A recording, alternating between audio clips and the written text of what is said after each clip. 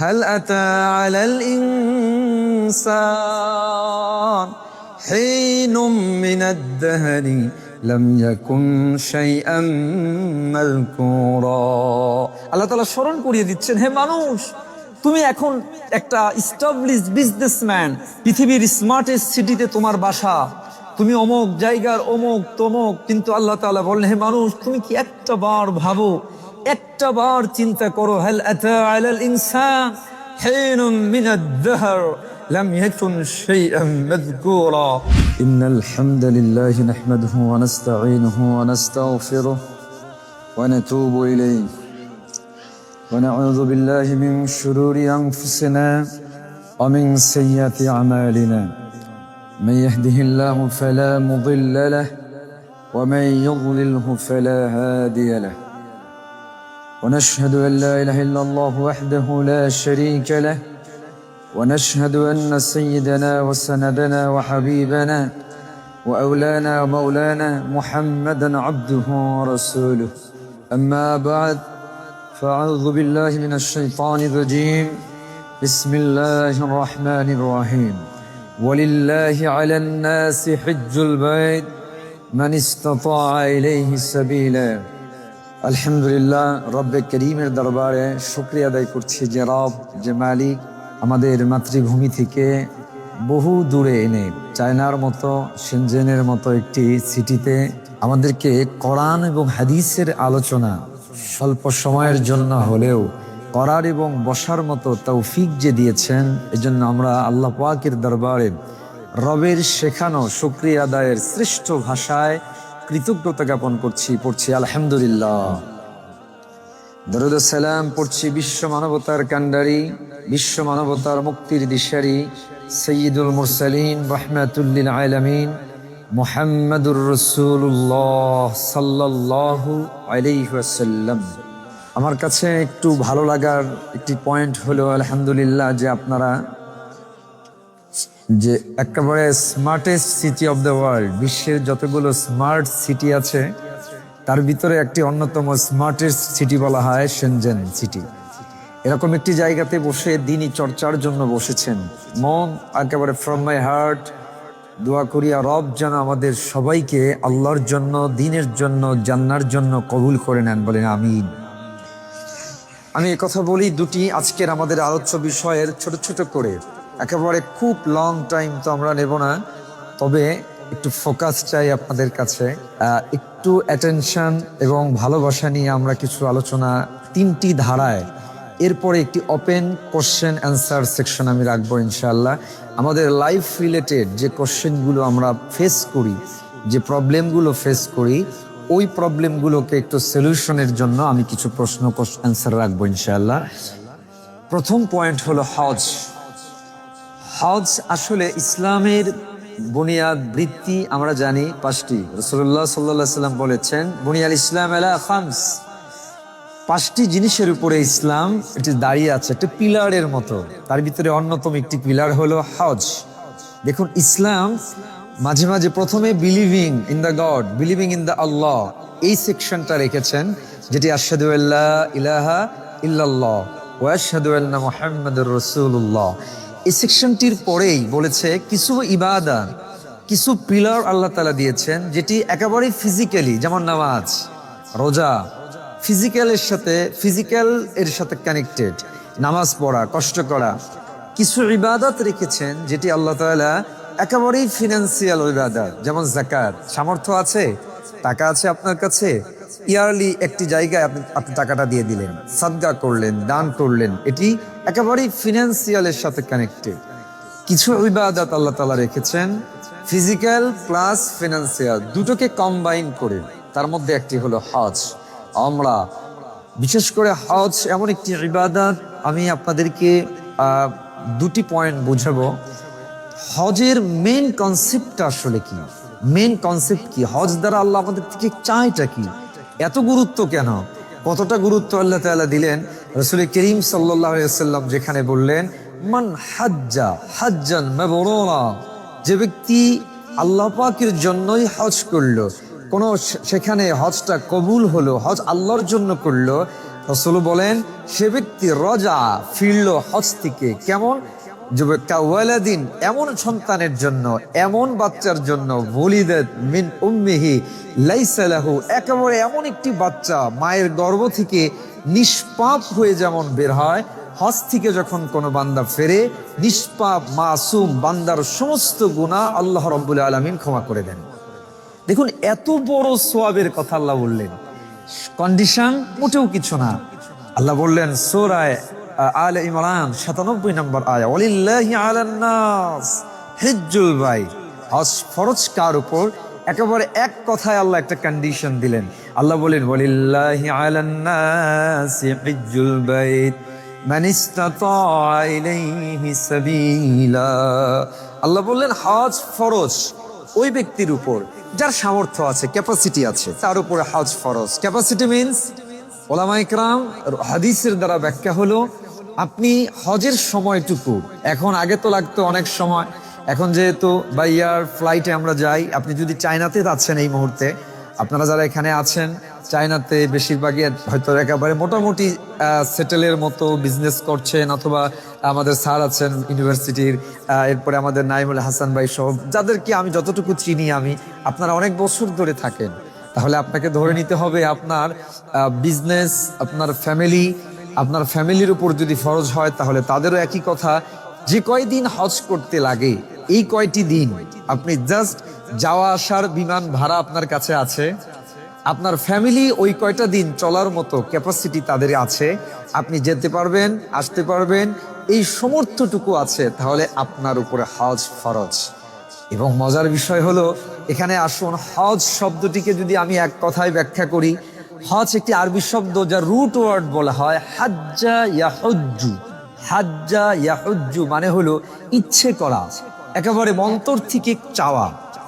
আপনারা যারা এই মুহূর্তে পৃথিবীর একটা স্মার্টেস্ট সিটিতে আছেন, 120 তলা, আমি আজ গতকাল সকালে নাইমুল হাসান ভাই আমাকে দেখালেন 120 তলা, যেখানে মেঘও ওটার নিচে, এমন এমন উচ্চ বিল্ডিং গুলো আপনারা দেখছেন, কিন্তু অবাক হবেন, আমি জানি না আপনারা সবাই আল্লাহর ঘরে গিয়েছেন কিনা, কারা গিয়েছেন, একটাবার পৃথিবীর আমেরিকার টুইন টাওয়ারেও বসে আপনি যে ফিল 120 তলার ভিতর থেকে নিয়ে বাহিরে যে ফিল পাবেন না, আমি আপনাদেরকে কাবার রবের কসম করে বলি, আপনাদেরকে কাবার সামনে একটাবার শুধু যাওয়ার পরে পৃথিবীর সমস্ত বড় বিল্ডিং, সমস্ত আধুনিকতা, সমস্ত ভালো লাগা এক নিমিষে শেষ হয়ে সবচেয়ে ভালোবাসা ওই জায়গায় গেলে কাজ করা শুরু করে দিবে।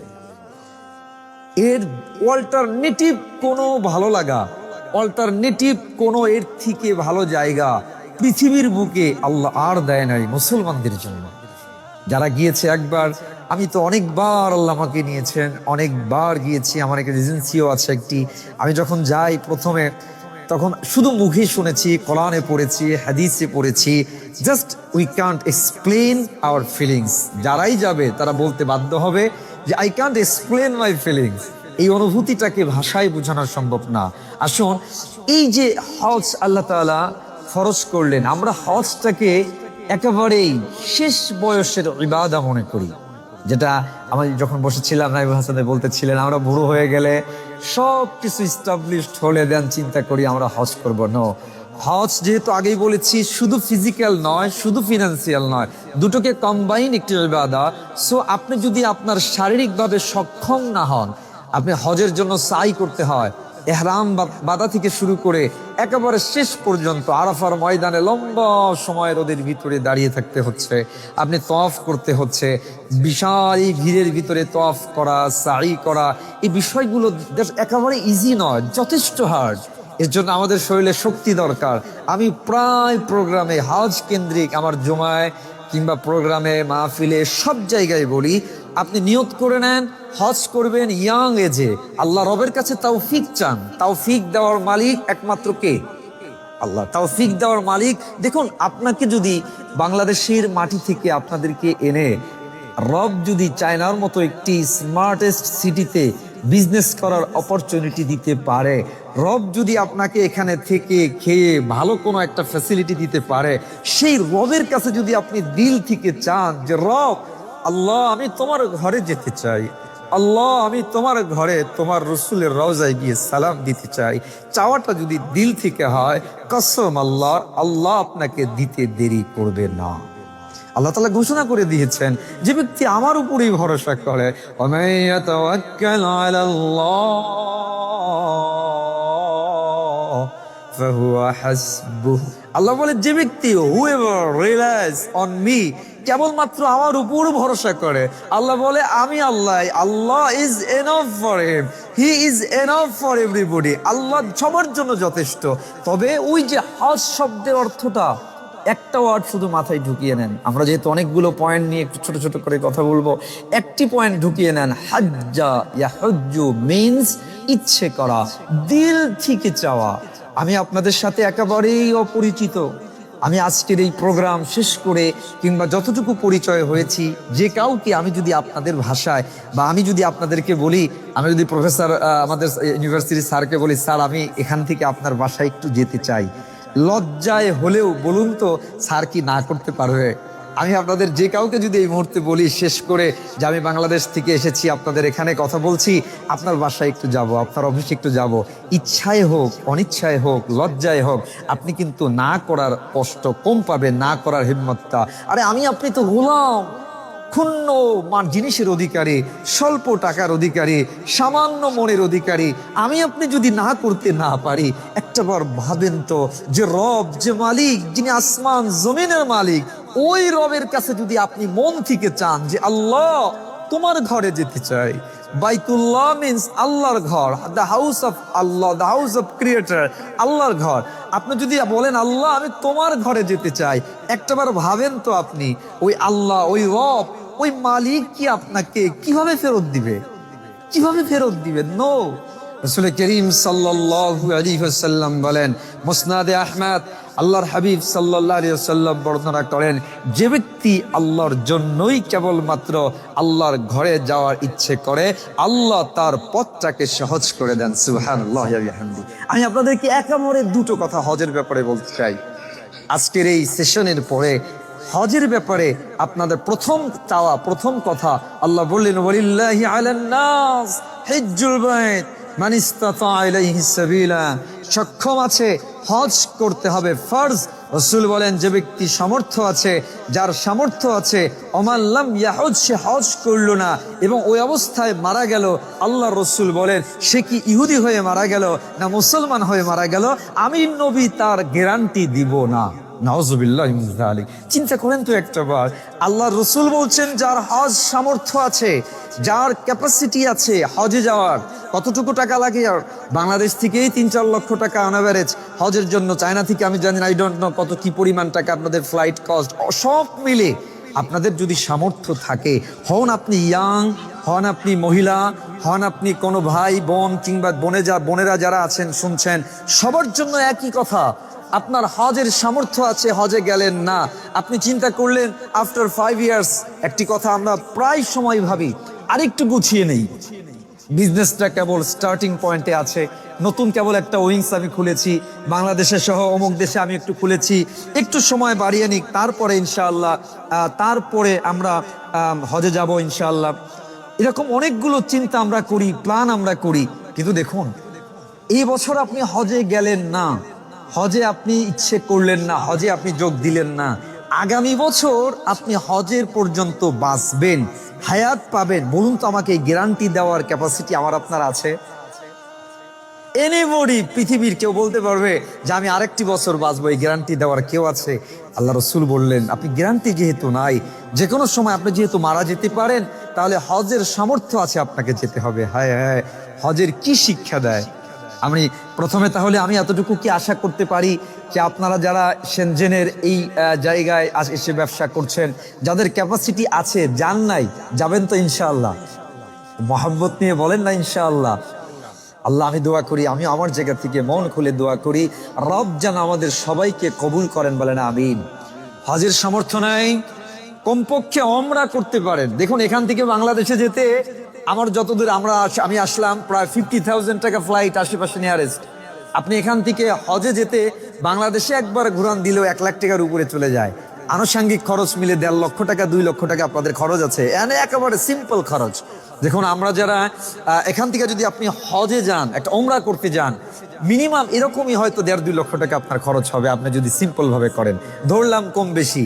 তাহলে আপনি তো কমপক্ষে যে রব আপনাকে এত কিছু দিলেন, সেই রবের জন্য আল্লাহর ঘরে গিয়ে রসুলের রওজায় গিয়ে একটা বার সালাম দিবেন, এই আশাটাকে যদি আপনার অন্তরে না থাকে, তাহলে আমি বলবো আল্লাহ এবং রসুলের প্রতি ভালোবাসার ঘাটতি আছে। হ্যাঁ, আপনি যান, একবার যাওয়ার পরে আমাকে আর রস করা লাগবে না, আমাকে আর বলতে হবে না, আপনাদেরকে কোনো হালকায় বসা লাগবে না। আমি আপনাদেরকে এই কথা চ্যালেঞ্জ দিয়ে বলছি, একবার আল্লাহর ঘরে এবং রসুলের রওজায় পাশে গিয়ে দাঁড়ানোর পরে আর পৃথিবীর কোনো ব্যক্তি আপনাকে ফোর্স করা লাগবে না, বলতে হবে না আমি যাব। একেবারে ফ্রম ইউর হার্ট আপনার অন্তর থেকে কলিং আসা শুরু হবে, আমার যখনই সামর্থ্য হবে তখনই যাব। কেন? এত বেশি ভালো লাগা, ভালোবাসা আল্লাহ এবং আল্লাহর ঘর এবং রসুলের রওজার সাথে আল্লাহ তাআলা দান করে দিয়েছেন। এই জন্য প্রথম কথা ইনশাআল্লাহ আপনারা নিয়ত করবেন। নাম্বার 2, হজের শিক্ষা থেকে আমাদের জীবনেও আমরা 1-2টি শিক্ষা বাস্তবায়নের চেষ্টা করব ইনশাআল্লাহ। এরপরে আমাদের সামনে 2টি পয়েন্টে যাব। আসুন সেটা কি শিক্ষা? আচ্ছা বলুন তো, আপনারা যারা দেখেছেন, জানেন, গিয়েছেন, হজে যখন আমরা যাই, হজে আমরা যাওয়ার পরে প্রথমে সব কাপড় আমরা কালারিং কাপড়গুলো খুলে ফেলি। কালারিং কাপড়গুলো খুলে আমরা এহরাম পরি। কেন পরি এহরাম? আল্লাহ তাআলা একটা লেসন আমাদের এই জায়গায় রেখেছেন। একটা বারো কি চিন্তা করেছেন? আপনি চায়না থেকে হোক, আমেরিকা থেকে হোক, পৃথিবীর যেই কোনো প্রান্ত থেকে হোক, যখন কোনো ব্যক্তি হজের জন্য এহরাম পরলো, সে every kind of colourful dress, আল্লাহ আগে বলে you have to give up every kind of your colourful dress. তুমি তোমার সব কালারফুল ড্রেস আগে ছেড়ে দাও, আমার জন্য এক কাপড়ে, কাফনের কাপড়ের মতো এক কাপড়ে আগে আমার জন্য দাঁড়াও। এরপরে বলো লব্বাইক আল্লাহুম্মা লব্বাইক লা শারীকা লাকা লব্বাইক। আমরা আগে দাঁড়িয়ে বলছি লব্বাইক, মানে হাজির, হাজিরা। এই হাজিরার অর্থ হলো, হে মানুষ শোনো, আল্লাহ তাআলা শিখাইতে চায় ইহরামের শিক্ষা দিকে, তোমার জীবনের কালারফুল যা তুমি দেখছো। আমরা এখানে যখন আছি, আপনি যখন চায়নার কোনো শহরে দাঁড়িয়েছেন, এখানে আপনি ব্যবসা করছেন, চতুর্দিকে কালার আর কালার, কালারলেস পাওয়া যে কোনো কিছু বড় কষ্ট। কিন্তু আল্লাহ তাআলা ইহরাম এবং হজের শিক্ষায় বুঝাইতে চায়, বান্দা তোমার জীবন যত কালারই তুমি দেখছো, দেখো না কেন, কিন্তু আমি রব, আমি আল্লাহর সামনে তোমার কোনো কালার নাই, কোনো অস্তিত্ব নাই। আচ্ছা আমি আপনাদেরকে একটি প্রশ্ন করি, আবেগের জায়গা, ভালোবাসার জায়গা থেকে, আচ্ছা বলুন তো, এই যে আপনারা, আমি সহ, আমি পৃথিবীর অনেক দেশে আল্লাহ আমাকে নিয়েছেন, অনেক দেশে আমি গিয়েছি, ইসলামিক প্রোগ্রামে অ্যাটেন্ড করেছি, সেখানে সব জায়গায় আমি একটি কথা বলি, একটা বার যদি শুধু আপনি ভাবেন, এই যে মাশাআল্লাহ এমন চমৎকার একটি জায়গায় আপনারা বসে দিনী হালকা, দিনী কনফারেন্সে বসেছেন, আপনি যদি একটা বার ভাবেন কোথায় ছিলাম আমি, কোথায় এনেছে আমার রব, জাস্ট এই একটা পয়েন্ট। আমার বোনেরা যারা আছেন, ভাইয়ের সবাইকে এই একটা পয়েন্ট আমি একটু আপনাদের মাথায় দিতে চাই। আপনি একটা জায়গায় থেকে ভোলা যাবে না, সেটা হলো আমার আপনার একজন ক্রিয়েটার আছে, ওনার আছে, মালিক আছে। একটু মহাব্বত নিয়ে বলুন তো কে? আল্লাহ। একটু আরেকটা বার আল্লাহ। আল্লাহ তাআলা আমাদেরকে স্মরণ করে দিচ্ছেন। দেখুন না, সূরা দাহর একেবারে প্রথম আয়াত, হাল আতা আলাল ইনসান। দেখেন আল্লাহ তাআলা স্মরণ করিয়ে দেয়, হাল আতা আলাল ইনসান হিনুম মিনাদ দাহরি লাম ইয়াকুন শাইআম মাযকুরা। আল্লাহ তাআলা স্মরণ করিয়ে দিচ্ছেন, হে মানুষ, তুমি এখন একটা এস্টাবলিশড বিজনেসম্যান, পৃথিবীর স্মার্টেস্ট সিটিতে তোমার বাসা, তুমি অমুক জায়গার অমুক তমুক, কিন্তু আল্লাহ তাআলা বললেন, হে মানুষ, তুমি কি একটা বার ভাবো, একটা বার চিন্তা করো, হাল আতা আলাল ইনসান হিনুম মিনাদ দাহর লাম ইয়াকুন শাইআম মাযকুরা। ওই যে আমাদের সামনে দেখুন একটা বাচ্চা আছে, এই বাচ্চাটির দিকে, ওর থেকেও ছোট, আমরাও তো ওই অবস্থাতেই ছিলাম। উই আর নাথিং, আমরা উই ওয়ার নাথিং, কিছুই ছিলাম না, এখনো কিছুই নাই। এই যে আপনি শ্বাস নিচ্ছি এই মুহূর্তে দাঁড়িয়ে, আমি দাঁড়িয়ে, আপনারা বসে, প্রায় গোটা পৃথিবীর প্রায় 800 কোটি মানুষের মতো মানুষ শ্বাস নিচ্ছে।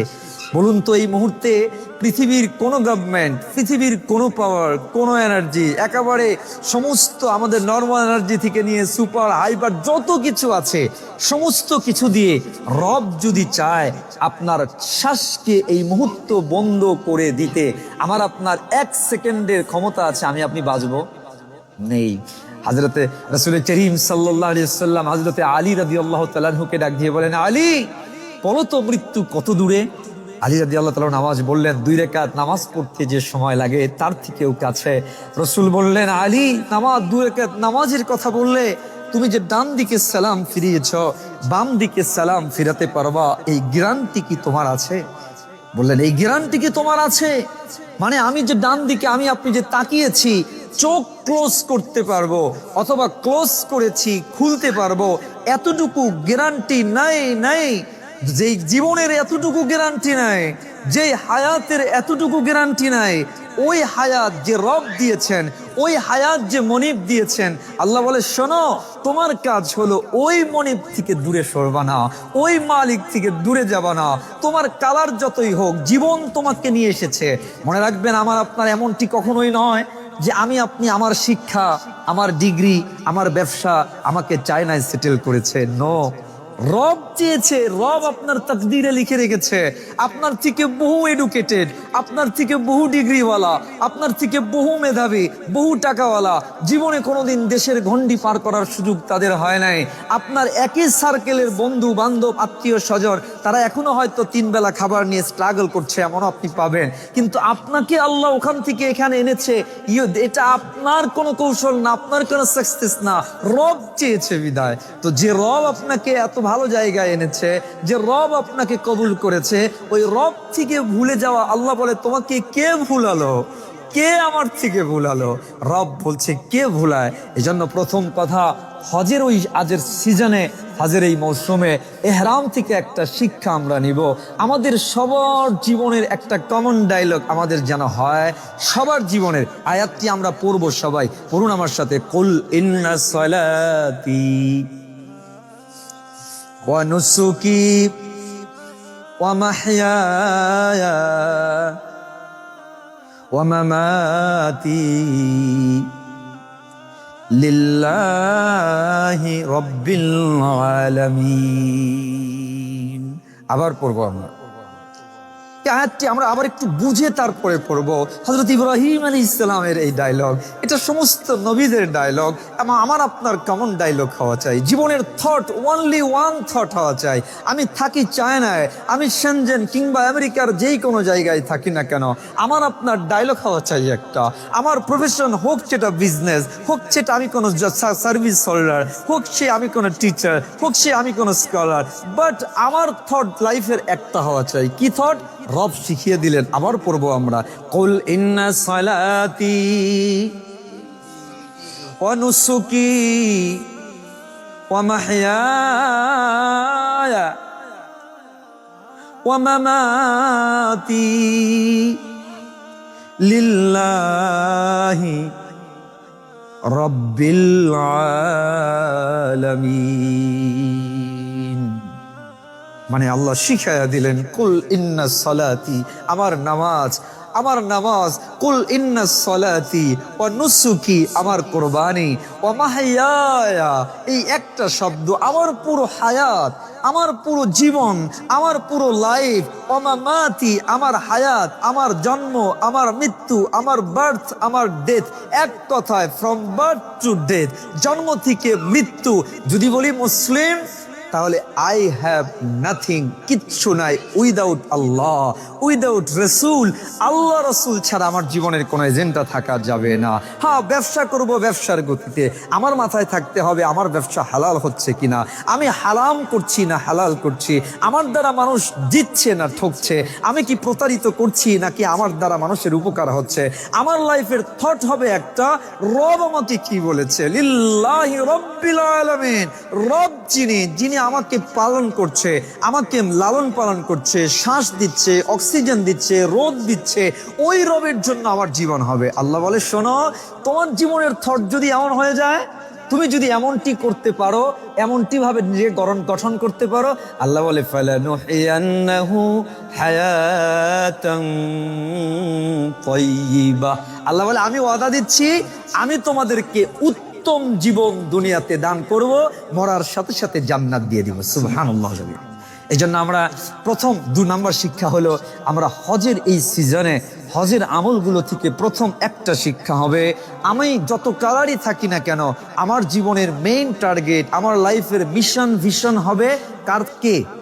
আল্লাহ। আমার জীবনের মিশন ভিশন হবে আল্লাহর গাইডেন্স। দেখুন আপনারা, আমরা চায়নায়, আমি তো নতুন এই বছর চায়নাতে যেহেতু নতুন প্রথম এসেছি, এই জন্য অনেক কিছু বুঝছি না, তবে চেষ্টা করছি। চায়নার ম্যাপ আমরা সারা ওয়ার্ল্ডে যেটা ব্যবহার করি, Google map. For example, Google map, আপনি যখন এখান থেকে কোথাও যাবেন, একটা জায়গা আমরা সিলেক্ট করি, যেখানে উবার রাইড এসে সেটা নিয়ে যায়। দেখুন এই যে গুগল ম্যাপ আপনাকে গাইড করছে এই স্ট্যান্ড থেকে এই স্ট্যান্ড, এই জায়গা থেকে এই জায়গায়।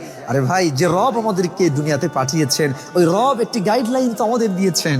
ওই রব তো একটি আলাদা করে, কত দয়াময় তিনি, কত রহমান তিনি, রহিম তিনি আলাদা একটা গাইড বুকই দিয়েছেন। সেই বুকের নাম হলো কোরআন। আল্লাহ বলে দিলেন হুদাল্লিন্নাস, হুদাল্লিন্নাস মানে তোমার জন্য, তুমি যে কোনো জায়গায় চলতে যেমন গুগল ম্যাপ তোমাকে গাইড করে, এই গুগল ম্যাপের থেকে কোটি গুণ হুদাল্লিন্নাস, গোটা বিশ্বের মানুষের জন্য আমি আল্লাহ গাইডলাইন দিয়ে দিলাম তোমাকে। যে গাইডলাইনটা তোমাকে শুধু গাইডই করবে না, রাসূল আল্লাহ তাআলা বলছেন তোমাকে শুধু গাইডই করবে না, এই গাইডলাইন তোমাকে পাই পাই করে পথ দেখিয়ে দিবে।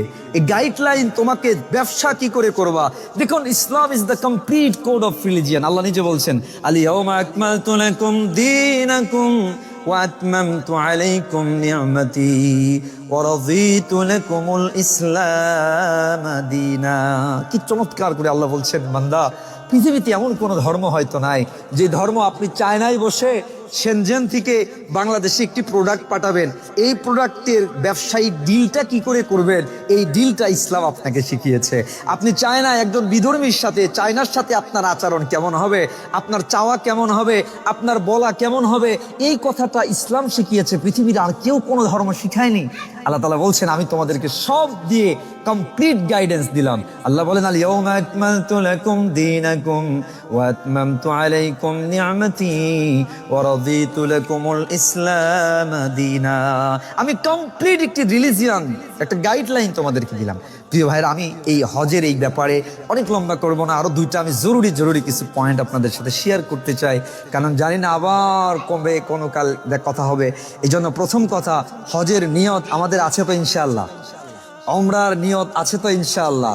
আমি দোয়া করব শেষে আপনাদেরকে নিয়ে, রব যেন আমাদের সবাইকে কবুল করেন, বলি আমিন।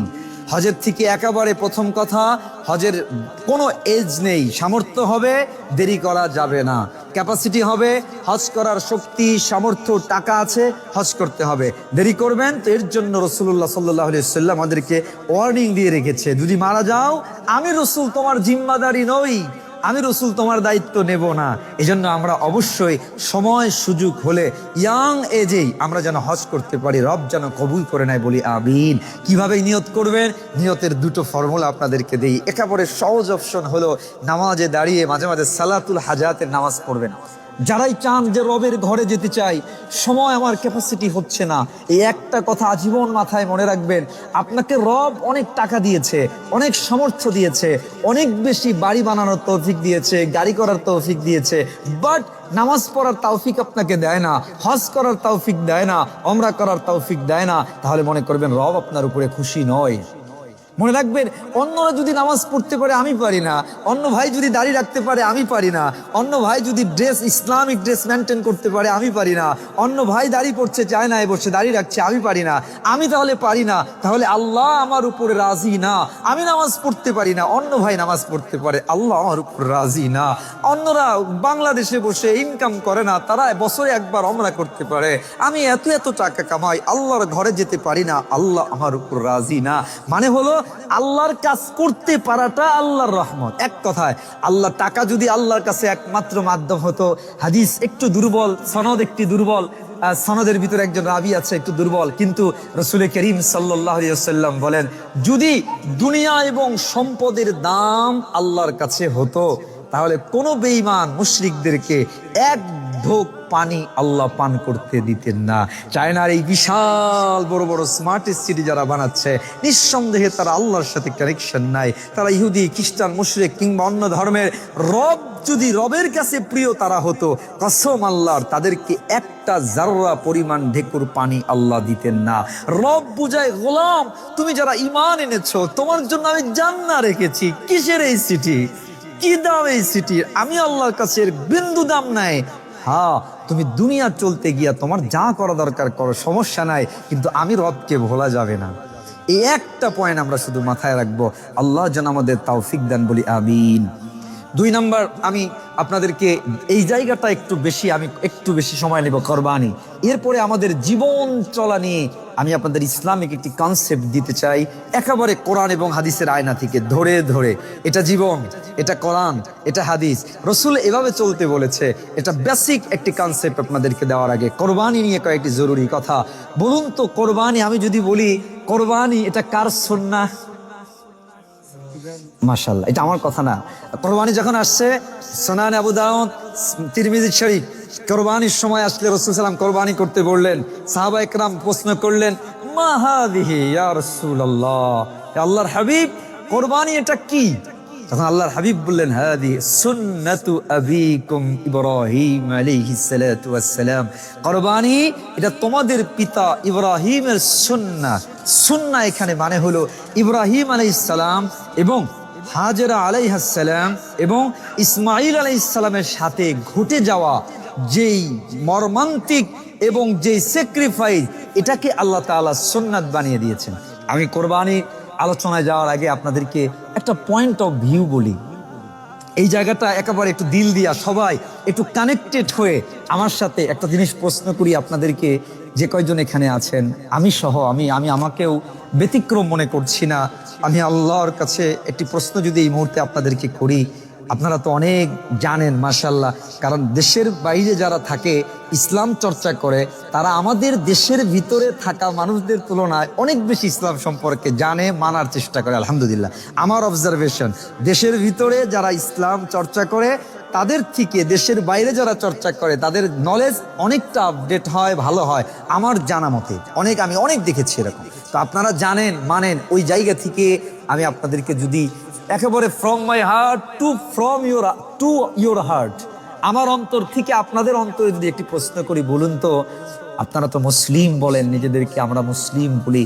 এই মুহূর্তে দাঁড়িয়ে আপনাদেরকে যদি আমার জায়গায় আল্লাহ পাকের পক্ষ থেকে এমন একটি প্রশ্ন আসে যে তুমি না মুসলিম, তুমি না ইসলাম মানো, বলো তো আমি আল্লাহর জন্য এই মুহূর্তে তুমি কি করতে পারবা? তুমি তোমার সন্তান, তুমি তোমার ব্যবসা, তুমি তোমার চায়নার সেই গড়ে তোলা সাম্রাজ্য, আমি রব যদি বলি এই মুহূর্তে you have to give up all things connected to you, are you ready? এটা যদি আল্লাহর পক্ষ থেকে প্রশ্ন আসে, আমি আর আপনি নই, জানি না পৃথিবীর কয়জন এই মানদণ্ডের সেটা মানে অগ্রিত হব, আমরা সমন্বিত হতে পারবো। দেখুন, ইসলামের কোরবানির শিক্ষা সূরা আস-সাফফাত 100 নম্বর আয়াত থেকে আল্লাহ তাআলা ধারাবাহিক বর্ণনা করেছেন। তাফসীরগুলো খুলে দেখার একটু চেষ্টা করবেন। দেখুন, কোরবানির মেন শিক্ষার বলার আগে কোরআন এই ধারাবাহিকটা ব্যাক অফ হিস্টরি বা এটার ব্যাকগ্রাউন্ড হিস্টরি যদি আমরা বলি, সেই ব্যাকগ্রাউন্ড হিস্টরির একটা পয়েন্ট শুধু বলবো, যেহেতু লম্বা কথা বলবো না। ব্যাকগ্রাউন্ড হিস্টরিটা কি আপনারা জানেন? ইব্রাহিম আলাইহিস সালামের স্ত্রী হাজেরা আলাইহিস সালাম, আল্লাহ তাআলা ধাপে ধাপে ইব্রাহিম আলাইহিস সালামের থেকে পরীক্ষা নিয়েছেন। স্পেশালি 4টা পরীক্ষা ইব্রাহিম আলাইহিস সালামের জীবনে, বড় বড় 4টা পরীক্ষা আল্লাহ তাআলা নিয়েছেন। নাম্বার 1, প্রথম পরীক্ষা যখন তিনি দাওয়ার কাজ দিলেন, নমরুদ তাকে আগুনে নিক্ষেপ করলো। আগুনে নিক্ষেপ করার পরে ইব্রাহিম আলাইহিস সালাতু ওয়াস সালাম আগুনের ভিতরে যখন পড়বে, জিবরিল এসে ইব্রাহিম আলাইহিস সালামকে বলে, ইয়া নবী, আপনি যদি চান এই মুহূর্তে নমরুদের আগুনকে আমি তছনছ করে দিব, সমস্ত আগুনকে একেবারে পাহাড়গুলো উল্টো পাল্টে শেষ করে দিব। ইব্রাহিম আলাইহিস সালাম কি বললেন জানেন? ইব্রাহিম আলাইহিস সালাম বলে, জিবরিল, তুমি কার পাওয়ার দিয়ে আগুনটাকে নিভিয়ে দিতে চাও? ইব্রাহিম তখন জিবরিল বলে আল্লাহর পাওয়ার দিয়ে। ইব্রাহিম আলাইহিস সালাম বললেন, জিবরিল, যে আল্লাহর পাওয়ার দিয়ে তুমি করতে চাও, আমি যে আগুনে পড়ছি সেই আল্লাহ কি জানে না? সেই আল্লাহ কি দেখে না? রব যদি চায় আমি আগুনে পড়ি, একবার না 1000 বার আমি আগুনে পড়তে রাজি। আলহামদুলিল্লাহ, সুবহানাল্লাহ। আল্লাহ তাআলা তখন কি বললেন? পাশ হয়ে গেলেন ইব্রাহিম। ইব্রাহিম ধাপ আগুনের ভিতরে ফেলা হলো। ইব্রাহিম, আল্লাহ তাআলা তখন আগুনকে ডাক দিয়ে বললেন, ইয়া নারু কুনি বারদান ওয়া সালামান আলা ইব্রাহিম। অবাক হবেন এই আয়াতের তাফসিরে, পৃথিবীর সবচেয়ে বড় তাফসির, তাফসিরে কবিরে ইমাম ফখরুদ্দিন রাজি রহমাতুল্লাহি আলাইহি চমৎকার একটি কোটেশন নিয়ে এসে বলছেন, ইব্রাহিম আলাইহিস সালাতু ওয়াস সালাম যখন আগুনের ভিতরে পড়লেন, চমৎকার একটি কোটেশন আল্লাহ তাআলা যখন ডাক দিলেন, ইয়া নারু কুনি বারদান ওয়া সালামান আলা ইব্রাহিম। তাফসিরে কবিরে ইমাম ফখরুদ্দিন রাজি বলেন 40 দিনের মতো ইব্রাহিম আলাইহিস সালাম আগুনে ছিলেন। দেখুন একটাবার আপনারা যারা এই মুহূর্তে পৃথিবীর অন্যতম একটি উন্নত, মডার্ন এবং আধুনিক একটি সিটিতে আছেন, তাদের জায়গা থেকে এই শহর অনেক কঠিন বসবাসের জন্য কিংবা হার্ড, কিন্তু আল্লাহর কাছে যে সহজ, এই একটা পয়েন্ট এখান থেকে একটু মাথায় নেবেন। ইব্রাহিম আলাইহিস সালাম যখন আগুনে পড়লেন, ইব্রাহিম আলাইহিস সালাম জীবনের শেষ দিকে একটি জায়গায় তিনি বর্ণনা করছেন, আমি আমার গোটা জীবনে যেই কয়টা দিন আগুনের ভিতরে ছিলাম, যতটা আনন্দে ভালোবাসায় ছিলাম, যতটা সুখে ছিলাম, এর থেকে সুখ আমার জীবনে আর হয় নাই। সুবহানাল্লাহ। তার মানে হলো একটাবার একটু পরে হলে হতো, একটু বারবার লাইভ তো আমরা দেখুন, ইব্রাহিম আলাইহিস সালাম বলছেন একটি কত কত বড় কথা, যে আমার পুরো জীবনে যতটা আরাম, লাক্সারি ফিল আমি পেয়েছি, সবচেয়ে বেশি লাক্সারি ফিল পেয়েছি কোথায়? আগুনের ভিতরের সময়টা। তাহলে বলুন, আগুনের ভিতরের সময়টাকে যে রব তিনি সবচেয়ে এয়ার কন্ডিশন, সবচেয়ে আরামদায়ক করলেন, কেন? তিনি রবের জন্য স্যাক্রিফাইস করেছেন। তো আপনি যদি আপনাকে রবের সাথে কানেক্টেড রাখতে পারেন, আমার আপনার জীবনটাও হার্ড, যত হার্ড হোক না কেন, মনে রাখবেন একটি কথা, জীবনের সব সময় রবের সাথে যখন কানেক্টেড হবেন, রব আপনার জীবনটাকে সহজ করে দিবেন। তো ইব্রাহিম আলাইহিস সালামের দ্বিতীয় পরীক্ষা ছিল সবচেয়ে বড় পরীক্ষাগুলোর মধ্যে একটি পরীক্ষা। ইব্রাহিম আলাইহিস সালামকে আগুন থেকে বের করে দেওয়া হলো, আগুন থেকে তিনি মুক্তি পেলেন, সন্তান হলো। দেখুন এই একটা পয়েন্ট শুধু আমি বুঝাবো, 4টা পরীক্ষাতেও যাব না, একটা পয়েন্ট শুধু আপনাদেরকে বুঝাইতে চাই। ইব্রাহিম আলাইহিস সালামের সন্তান যখন হয়, সন্তান হয় না। কোন বর্ণনায় 90 বছর ইব্রাহিম আলাইহিস সালামের, কোন বর্ণনায় 120 বছর, কোন বর্ণনায় 90 বছর, কোন বর্ণনায় 120 বছর সন্তান হয় না। কারণ সন্তান দেওয়ার মালিক তো পৃথিবীর কোনো মানুষ নয়, সন্তান দেওয়ার মালিক হলো একমাত্র আল্লাহ সুবহানাহু ওয়া তাআলা। তো ইব্রাহিম আলাইহিস সালামের যিনি স্ত্রী হাজেরা, সন্তান হয় না, তখন ইব্রাহিম আলাইহিস সালাম দোয়া করলেন আল্লাহর কাছে, রব্বি হাবলি মিনাস সালিহিন। দোয়া করেন, আল্লাহ আপনি আমাকে নেককার সন্তান দেন। যারা সন্তান যাদের আছে, আল্লাহর কাছে এই দোয়া থেকে একটা শিক্ষা আপনাদেরকে একটু ছোট্ট করে বলে রাখবো। শুধু সন্তান চাবেন তা নয়, যেই সন্তান আপনার জন্য দুনিয়া এবং পরকালের অকল্যাণ হবে, ওই সন্তান আপনার জন্য বার্ডেন। সন্তান যখন চাবেন, আল্লাহর কাছে এইভাবেই চাবেন, রব্বি হাবলি মিনাস সালিহিন, আয় আল্লাহ আপনি আমাকে নেক সন্তান দেন। আল্লাহর কাছে দোয়া। আমরা তো সম্পদ, ছেলের জন্য সম্পদ বানাই, ছেলের জন্য বাড়ি বানাই, ছেলে মেয়ের জন্য অনেক সম্পদ করি, কিন্তু ছেলে মেয়ের জন্য 2 ফোঁটা চোখের পানি ফেলি, এরকম বাপ মা খুব কম আছে। আমি মাঝে মাঝে একটু অনেক সময় আমার মুসল্লিদেরকে প্রোগ্রামে বলি, ছেলে মেয়ের জন্য শুধু অর্থ কামানোর জন্যই ব্যয় করে দিয়েন না, ছেলে মেয়েকে সময় দিন, পাশাপাশি তাদের জন্য রবের দরবারে একটু চোখের পানি ফেলুন। কেন? রব যদি কবুল না করে, তাহলে এই সন্তান সন্ততি আপনার জন্য ফিতনা। যেখানে আল্লাহ বলেছেন ইন্নামাল আমওয়াল ওয়াল বানুন, এটা সব কিছু তোমার জন্য দুনিয়ার ফিতনা, মানে পরীক্ষা। এগুলো দিয়ে তোমাকে আল্লাহ পরীক্ষা করেন যে তুমি কতটুকু আল্লাহর কাছাকাছি যেতে পারো। তো আমরা এই জন্য আল্লাহ, ইব্রাহিম আলাইহিস সালাম দোয়া করলেন, কিন্তু একটা পয়েন্ট একটু ভাবুন তো, ইব্রাহিম আলাইহিস সালাম যখন দোয়া করছেন আল্লাহ পাকের কাছে, সন্তান হয়ে গেল। সন্তানের বয়স কত? মাত্র 7 বছর থেকে 9 বছর, কোন বর্ণনায় 13 বছর। কিন্তু ছোট যখন, তখন বসবাস হলো সিরিয়ায়, সেই সিরিয়া অঞ্চলে। আল্লাহ তাআলা দ্বিতীয় বড় পরীক্ষা ইব্রাহিম আলাইহিস সালাতু ওয়াস সালামকে আল্লাহ তাআলা বললেন, ইব্রাহিম যাও, তুমি তোমার এই সন্তান আর স্ত্রীকে তুমি সেই মক্কার প্রান্তরে মরুভূমিতে রেখে আসবা।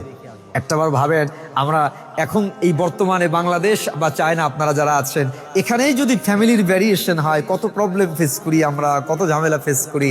ইব্রাহিম আলাইহিস সালামকে আল্লাহ অর্ডার দিলেন, যাও রেখে আসো। কোথায়? মক্কার মরুপ্রান্তরে।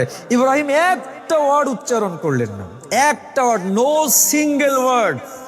ইব্রাহিম আলাইহিস সালাম ডিরেক্টলি হাজেরা আলাইহিস সালাম এবং ছোট্ট বাচ্চা, দুধের বাচ্চাকে নিয়ে চলে গেলেন মক্কার মরুপ্রান্তরে।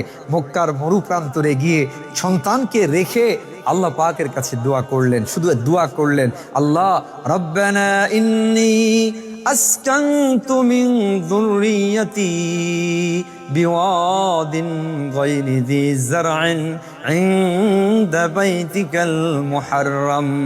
ইব্রাহিম আলাইহিস সালাম সন্তানকে রেখে তখন তিনি বাসার দিকে ফিরবেন। মা বোনেরা যারা আছেন, বোনদেরকে উদ্দেশ্য করে বলি, দেখেন বোনদের ইমানটা দেখেন। হাজেরা আলাইহিস সালাম ইব্রাহিম যখন পিছন দিকে হাঁটতেছেন, রওনা করছেন, তিনি সন্তানকে রেখে চলে যাবেন।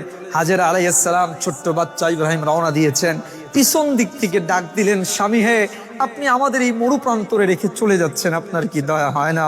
ইব্রাহিম আলাইহিস সালাতু ওয়াস সালাম কিচ্ছু বলেন নাই, শাহাদাত আঙ্গুলিটা শুধু আকাশের দিকে উঁচু করেছেন। শাহাদাত আঙ্গুলিটা উঁচু করে তিনি বুঝাইলেন, হাজেরা এটা আমার কাজ না, এটা রবের অর্ডার, আল্লাহর অর্ডার। আঙ্গুলটা শুধু উঁচু করে আল্লাহ দেখাইলেন হাজেরাকে, এটা আল্লাহর অর্ডার।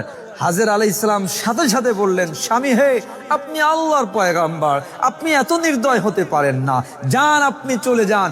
আমরা এমন দুর্বল অন্ধ আল্লাহর গোলামি করি না যে আল্লাহ মক্কার এই মরুপ্রান্তরে, আরবের মরুপ্রান্তরে আমাদেরকে খাওয়াতে পারবে না। সুবহানাল্লাহ। দেখেন হিম্মতটা কি। আমার বোনদেরকে বলি, আমার বোন যে বোনেরা শুনতেছেন তাদেরকে স্পেশালি বলি, আর আমরা তো অবশ্যই বলবো, একজন নারীর হিম্মত দেখেন। আল্লাহ তাআলা এমনি কবুল করে নাই। যখন ইব্রাহিম আলাইহিস সালাম চলে গেলেন, অবাক হবেন, ইব্রাহিম আলাইহিস সালাম দোয়া করলেন, আয় রব ইন্নী আসকানতু মিন যুররিয়াতি, আমার সন্তানকে, আমার ওয়ারিসকে আপনার ঘরের কাছে রেখে যাচ্ছি, যেখানে কিচ্ছু নাই, আপনি তাদেরকে রিজিক দিয়েন। আল্লাহর ইব্রাহিম আলাইহিস সালাম একটা শব্দ দিয়ে দোয়া করেছিলেন, ফারযুকহুম মিন কুল্লি সামারাত, আল্লাহ ফল ফ্রুটস দিয়েন, খাবার দিয়েন, আশ্রয়স্থল দিয়েন।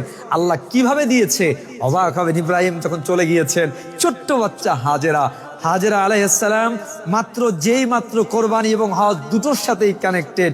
ছোট্ট বাচ্চা পানির জন্য দৌড়ায়, পানি তৃষ্ণা, পানির কোথাও নাই। হাজেরা আলাইহিস সালাম ভরসা করেছেন কার উপর? আল্লাহর উপর। পাহাড়ে উঠেন, যায় ওই সাফা পাহাড়ে দৌড়ে উঠছেন, উঠা দেখে কোথাও কি পানি দেখা যায় কিনা, আবার তিনি নেমে দেখে না, কোথাও পানি নাই, আবার যা মারওয়ায় দৌড়ায় উঠছে। বর্তমানে যারা গিয়েছেন, সাফা মারওয়া কোনো পাহাড় নাই, এখানে জাস্ট একটু পাহাড়ের মতো করে স্তম্ভ করে দেওয়া, পুরোটা এসির ভিতরে। এই এসির ভিতরে আমরা এখন 5-7 চক্কর দিতে গিয়ে 10 বার পানি খাওয়ার প্রয়োজন হয়, জমজমের পানি খাওয়া। আর ওই সময় চিন্তা করে দেখেন, কোনো পানি নাই, প্রচন্ড রোদের সময়। এরপরে অত্যন্ত উঁচু পাহাড় সাফা এবং মারওয়া। একজন মহিলা তিনি ওই সাফা পাহাড়ে উঠছেন পানির জন্য, আবার নামছেন, মারওয়া গিয়ে উঠছেন, আবার নামছেন, কিন্তু আল্লাহর উপর ভরসা যায় নাই। তিনি যখন নামছেন, উঠছেন, আর ওই সন্তান দেখে কোথার থেকে যেন পানির আওয়াজ আসছে, দৌড়ায় দেখে, হাদিসে মুসনাদে আহমদের ভিতরে আসছে, ওই যে ছোট্ট ইসমাইল পানির আঘাত করছে পা দিয়ে, পানিটা আল্লাহ জমজমের কূপ এমন ভাবে পানিটা উঠাইয়া দিলেন, কিয়ামত পর্যন্ত আল্লাহ মানুষের জন্য পানির ব্যবস্থা করে দিয়েছে। পৃথিবীর সব পানি শেষ হয়ে যায়, কিন্তু একমাত্র জমজম এন্ডলেস, লিমিটলেস, বাউন্ডলেস, যার কোনো লিমিট নাই, বাউন্ড নাই। পুরো মক্কা থেকে, আপনারা যারা গিয়েছেন, মক্কা থেকে নিয়ে মদিনা, মক্কা এবং পাইপ দিয়ে শত শত হাজার মেট্রিক টন পানি প্রতিনিয়ত গোটা বিশ্বে চলে যাচ্ছে। মক্কায় খাচ্ছে, মদিনায় খাচ্ছে। হজের সময় মোর দ্যান 1-2 মিলিয়ন মানুষ একসাথে পানি পান করছে, একসাথে পানি খাচ্ছে, নিয়ে যাচ্ছে, কিন্তু কোনো শেষ হয় না। কেন? ওই যে হাজেরা আলাইহিস সালাম আল্লাহর উপর ভরসা করেছেন, আল্লাহ তাআলা ভরসার প্রতিদান এমন ভাবে দিয়েছেন, কিয়ামত পর্যন্ত আল্লাহ দৃষ্টান্ত কায়েম করে দিয়েছেন। শুধু তাই না, আপনারা যারা গিয়েছেন, তায়েফ গিয়েছেন, যারা আমাদের স্যার হয়তো গিয়েছেন, আরো যারা গিয়েছেন, কথার কথা তায়েফ যারা গিয়েছেন, তায়েফ থেকে একটি গোষ্ঠী সিরিয়া থেকে আসতেছিল। ওই যে হাজেরা একা, পানির ব্যবস্থা হলো, খাবারের ব্যবস্থা দরকার। তায়েফ, তায়েফ, তায়েফ বলা হয় আরবি শব্দ, বাংলা অর্থ ঘূর্ণয়নমান, ঘূর্ণয়নকারী, এটা বাংলা অর্থ। কেন তায়েফ বলা হয় অবাক হবেন। এই তায়েফ শব্দটাকে একটি দল আসতেছিল, আরবে পানির অত্যন্ত সংকট। যখন তারা আসছিল, আসার সময় দেখে যে একটা প্রচন্ড একটি স্বচ্ছ মিষ্ট পানির কূপ পাওয়া গেছে। হাজেরা আলাইহিস সালামকে দেখে থামলেন, পানি দেখলেন, বাচ্চা দেখলেন। ওই যে গোত্রটি যারা জার্নি করছিল, আরবের বেদুইন একটি কম, ওই কমটা তাদেরকে দেখে থেমে গেল। আল্লাহ তাআলা বসবাসের ব্যবস্থা করে দিলেন, মানুষের ব্যবস্থা করে দিলেন, রিজিকের ব্যবস্থা এমনভাবে করলেন। আপনারা যারা সৌদি সম্পর্কে জানেন, ওখানে কোনো ফল ফ্রুটস তেমন হয় না, তায়েফে কিছু হয়, আহামরি হয় না, কিন্তু গোটা পৃথিবীর এমন কোনো ফল মনে হয় না যেটা সৌদিতে পাওয়া যায় না। 24 ঘন্টা সারা বছর পাওয়া যায়। কেন? ইব্রাহিম আলাইহিস সালামের দোয়া করেছেন, রিজিক দান ফারজুকহুম মিন কুল্লি সামারাত। আল্লাহ কিয়ামত পর্যন্ত তাদের খাওয়ার ব্যবস্থা করে দিয়েছেন। এই যে দোয়া, আমি যেটা বুঝাচ্ছিলাম, ইব্রাহিম আলাইহিস সালামের তৃতীয় সবচেয়ে বড় পরীক্ষা। আল্লাহু আকবার।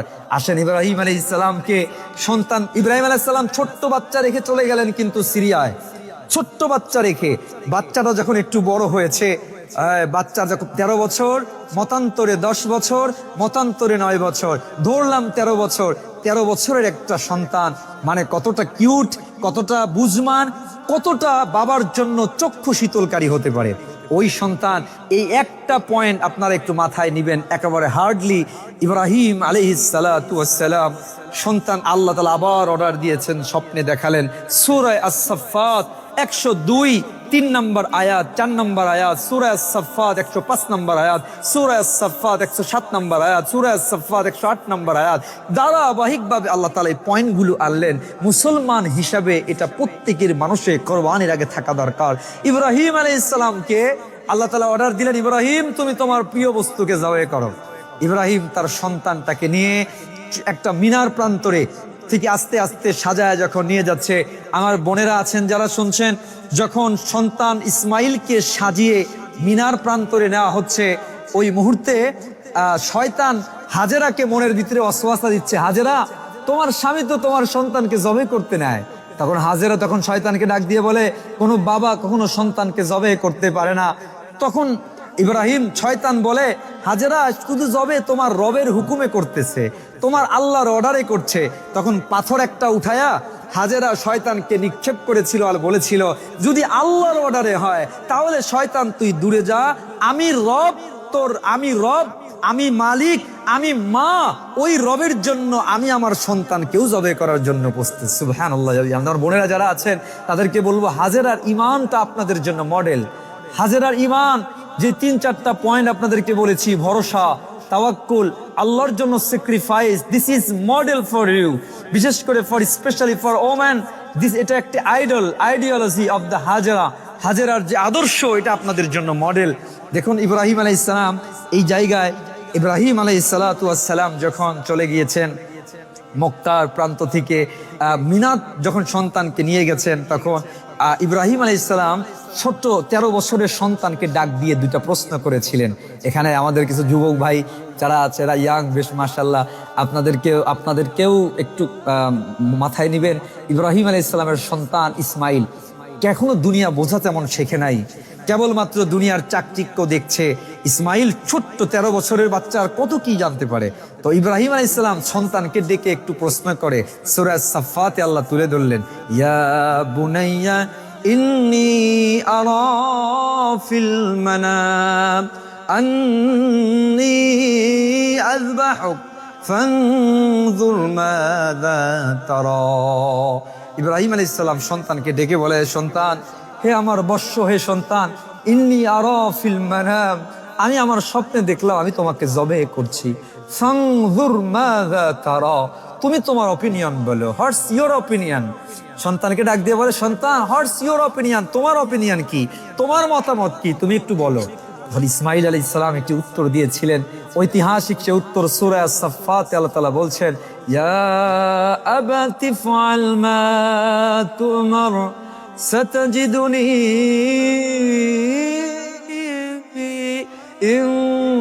শাআল্লাহু মিনাস সাবিরিন।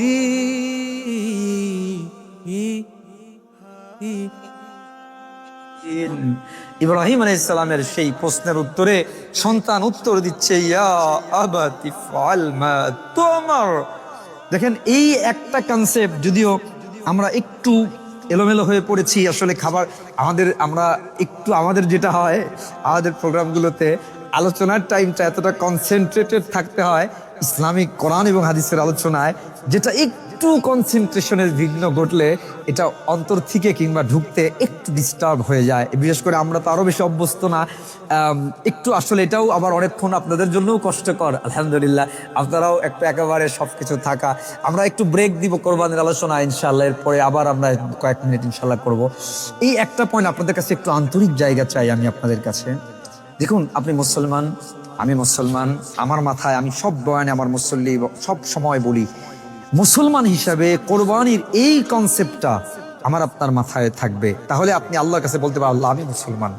আল্লাহ তাআলা ইসলাম শব্দটাকে এই পরের ঘটনার প্রেক্ষাপটে এনেছেন। তুমি যদি মুসলমান হও তাহলে এটা you have to obey this message.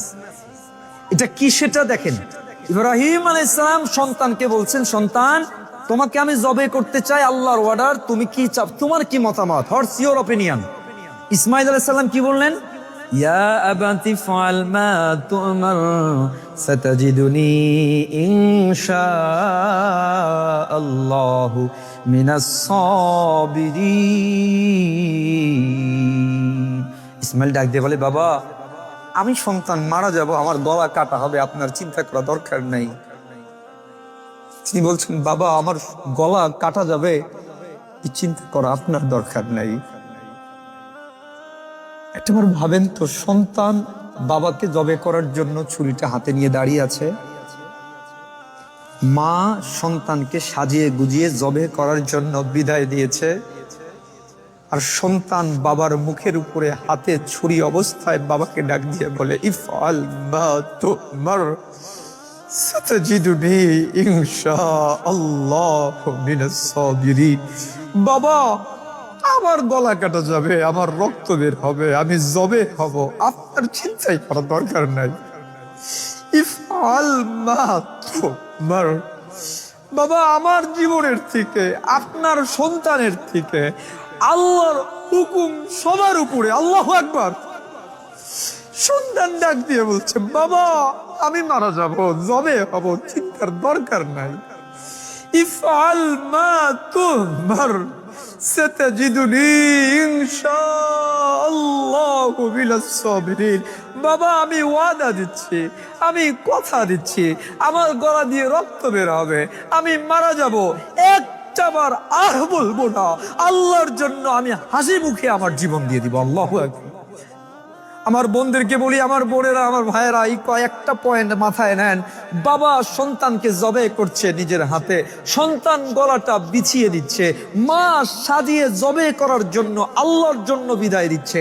এই যে sacrifice, this sacrifice is called ইসলাম। আল্লাহ পরের আয়াতে বললেন, ফালাম্মা আসলামা وَتَلَّهُ لِلْجَبِينِ وَنَادَيْنَاهُ أَن يَا إِبْرَاهِيمُ। আল্লাহ তাআলা পরের আয়াতে বলে, ফালাম্মা আসলামা, যখন তারা সারেন্ডার হলো, যখন তারা পূর্ণাঙ্গ ইসলামের ভিতরে ঢুকলো, মুসলমান হলো, মানে সর্বোচ্চ আল্লাহর জন্য স্যাক্রিফাইস করা। এই যে স্যাক্রিফাইসটা করলেন, আল্লাহর কাছে এত পছন্দ হয়ে গেল। আমি কোরবানির এই পয়েন্টে শুধু আপনাদেরকে বলতে চাই, কোরবানি মিন্স শুধু একটা পশুকে জবে করা নয়। কোরবানি শুধু আমাদের দেশে কিংবা সারা পৃথিবীতেই হয়, বিশেষ করে বাংলাদেশে আমরা অনেক বেশি দেখি 5 লক্ষ 10 লক্ষ টাকা দিয়ে 1টা 2টা 3টা 4টা পশু কোরবানি করা, শো আপ করা। কোরবানির অর্থ শো আপ না, কোরবানির অর্থ শুধু বড় বড় গরু, খাসি, মহিষ জবে করা না। কোরবানির সবচেয়ে বড় তাৎপর্য হলো you have to sacrifice for your রব, you have to sacrifice all kind of thing for your রব।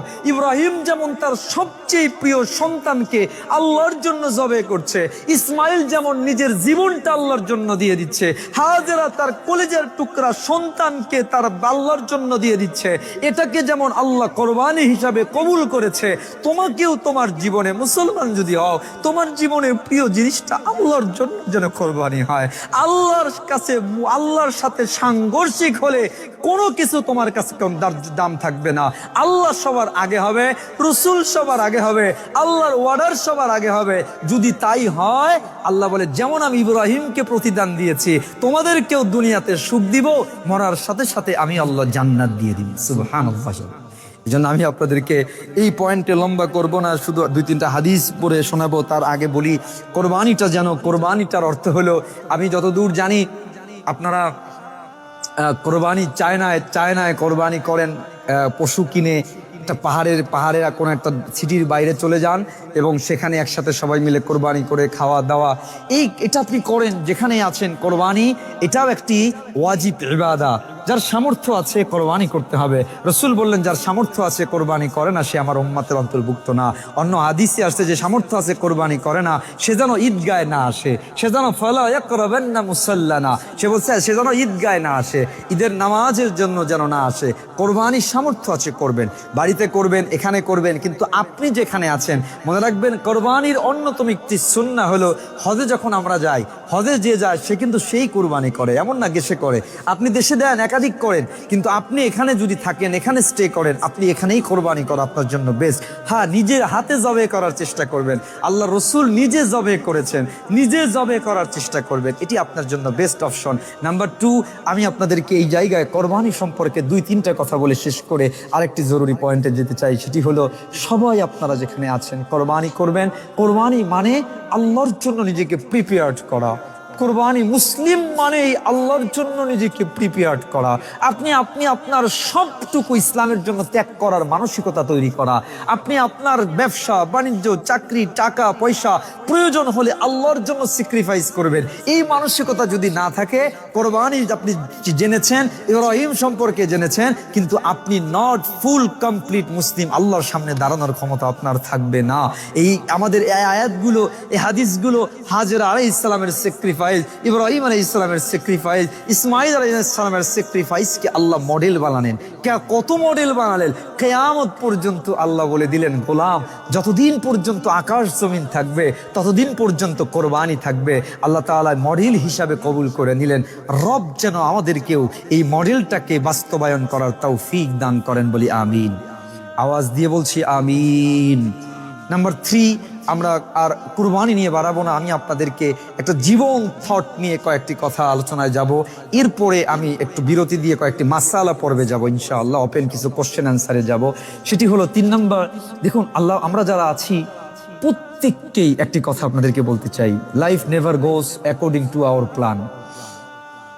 সবাই ইসলাম কি বলে, দেখুন আমি এই পয়েন্ট থেকে আপনাদের জন্য একেবারেই প্র্যাকটিক্যাল 2-3টা কথা। ইসলাম কি বলে, আমি আপনি যেভাবে চাই, যা চাই, এইভাবে কোনোদিন জীবন চলবে না।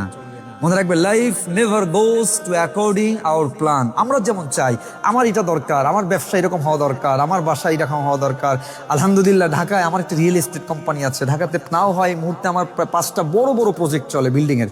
নাইমুল হাসান ভাই, ওনারা আমার প্রজেক্টই 2টি ফ্ল্যাট ওনারা নিয়েছেন। ওই সুবাদে ভাইয়ের সাথে সম্পর্ক, আল্লাহ তাআলা সেই সম্পর্ককে টেনে বাংলাদেশ থেকে এখানে নিয়ে এসেছেন। দোয়া করি আল্লাহ যেন আমাদের সবার সম্পর্ক জান্নাত পর্যন্ত নিয়ে যায়, বলি আমিন। আপনাদের কাছে বলার যে 2টি কথা, life never goes according to our plan. আমাদের প্ল্যান অনুযায়ী জীবন কখনো চলবে না। আল্লাহ আপনার জন্য, আমার জন্য একটি প্ল্যান সাজিয়ে রেখেছেন।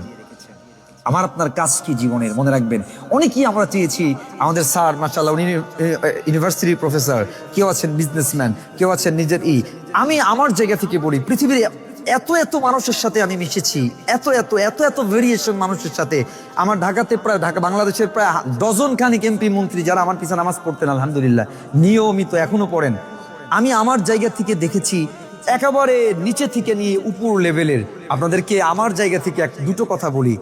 আল্লাহ তাআলা এই জায়গায় কি বলেছেন, ইসলাম কি বলে, ইসলামের মূল কনসেপ্টটা কি, আপনাদেরকে 2-3টা পয়েন্ট শুধু শোনাই। ইসলাম প্রথম কথা শিখায় তোমার লা ইলাহা ইল্লাল্লাহ মুহাম্মাদুর রাসূলুল্লাহ মানে কি, কালিমা মানে কি।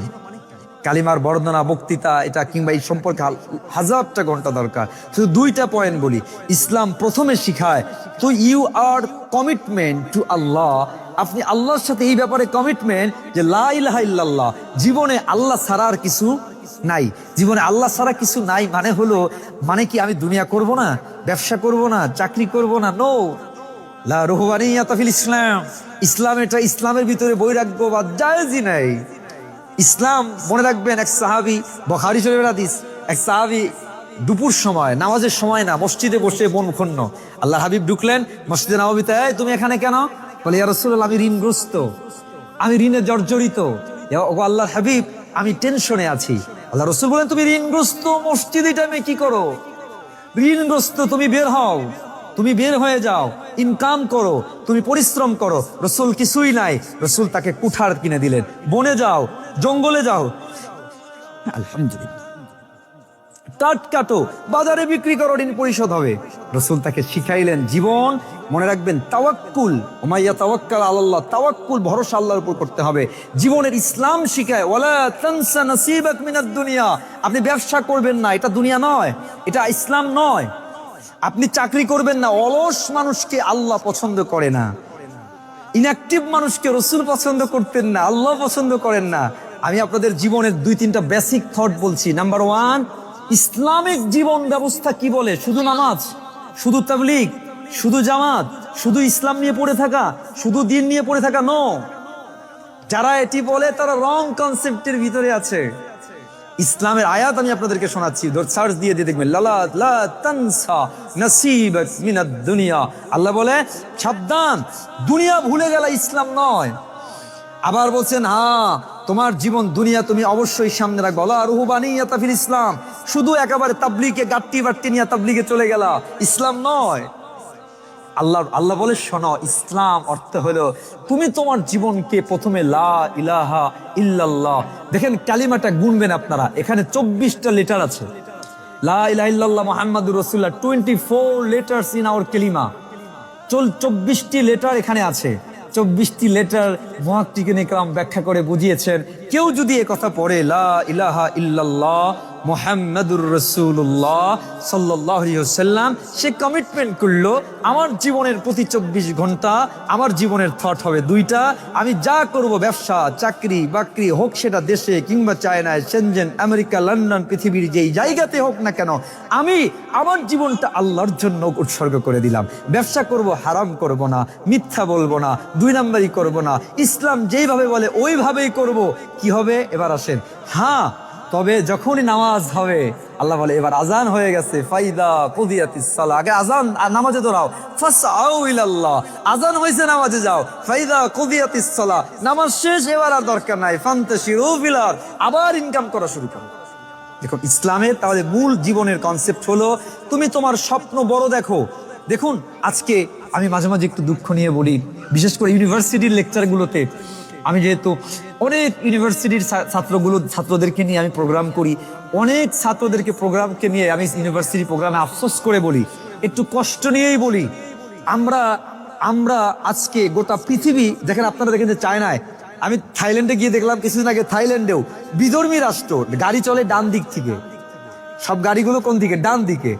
আমাদের বাংলাদেশ ইসলামিক কান্ট্রিগুলো বাম দিকে। অনেক কাজ আছে যারা ইসলামের ভালো দিকগুলো ওরা অ্যাকসেপ্ট করেছে, প্রযুক্তি ওদের হাতে, ওরা আমাদের ইসলামিক দেশগুলোতে ব্যাড থিংস গুলো আমাদের ইসলামিক দেশগুলোতে ঢুকিয়ে দিয়েছে।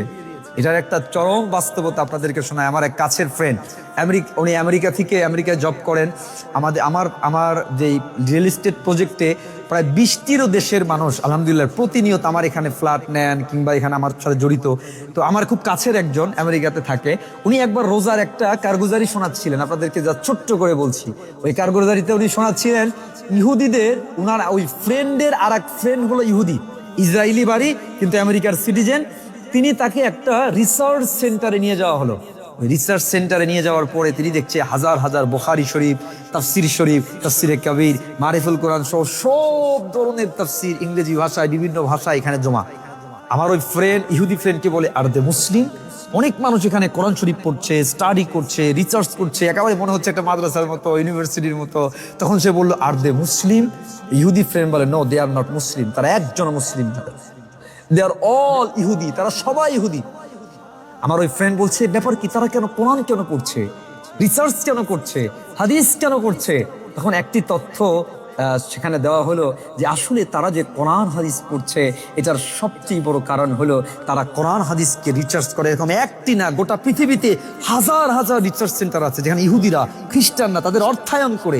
আমি যেহেতু এটার উপরে হিউজ আমার স্টাডি আছে, অবাক হবেন, তারা রিসার্চ করে করে ইসলাম কি বলে সে ভালো দিকগুলো তারা অ্যাপ্লাই করে, তারা অ্যাকসেপ্ট করার চেষ্টা করে। আর আর অমুসলিমরা তারা ইসলামের খারাপ দিকগুলো মুসলমানদের ভিতরে সাপ্লাই করে করে মুসলমানদেরকে পিছিয়ে দিয়ে আজকে মুসলমানদের হাতে কি আছে? কিছুই নাই।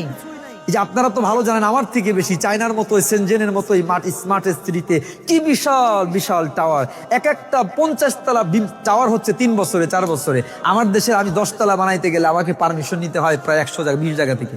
আমার ঘাম ছুটে যায় 1000টা কাজ করতে গিয়ে। এখানে সবচেয়ে বড় কারণ কি? কারণ হলো প্রযুক্তি বলেন, সব কিছুতে মুসলমানদেরকে পিছনে ফেলা হয়েছে। ভালো থিংস গুলো ওরা অ্যাকসেপ্ট করেছে, ব্যাড গুলো মুসলমানদের মধ্যে ঢুকিয়ে দিয়েছে। আজকে আমরা যারা আছি, আমি আপনাদেরকে এই জায়গা চাই 2টা পয়েন্ট বলি। 1 নাম্বার, তাহলে ইসলামের মূল কনসেপ্ট কি? চর্চা করা যাবে না, নো। রবট বানানো যাবে না, না, অবশ্যই ইসলাম বলে বানাও। আরে আগে তো মুসলমানরাই ছিল বিজ্ঞানী, গোটা ইউরোপ বলেন, আমেরিকা বলেন, মুসলমানরা দিয়েছে। কিন্তু আজকে সময়ের কাল পরিবর্তে আমরা তাদের কাছে দ্বারস্থ হয়েছি, আর আমরা তাদের কাছে বাউন্ড হয়ে পড়েছি। আজ আমরা সবকিছু থেকে পিছিয়ে পড়েছি। তো জীবনের প্রথম কনসেপ্ট হলো আপনি আপনার সময়কে কাজে লাগান, আপনি আপনার টাইমকে ম্যানেজ করেন। এই চায়না কিংবা অন্যান্য দেশগুলোতে গেলে আলহামদুলিল্লাহ আমরা আমাদের জায়গা থেকে চেষ্টা করি, সারা দেশের, বিশেষ করে বাংলাদেশের ম্যাক্সিমাম আমি প্রোগ্রামে একটি কথা বলি, ও আমাদের এক একটা দিনে 24 ঘন্টা।